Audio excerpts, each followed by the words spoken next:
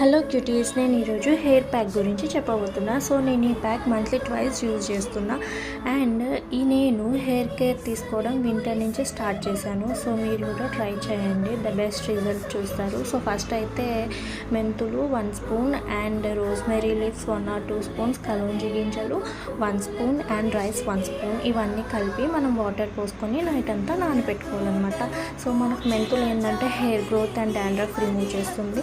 కలోంజి గింజలు ఏంటంటే మనకు అక్కడక్కడ గ్రే హెయిర్ ఉన్నా కూడా బ్లాక్ చేస్తుంది. అండ్ రోజ్మెరీ లీవ్స్ ఏంటంటే బేబీ హెయిర్ గ్రోత్ చాలా మంచిగా ఉంటుంది.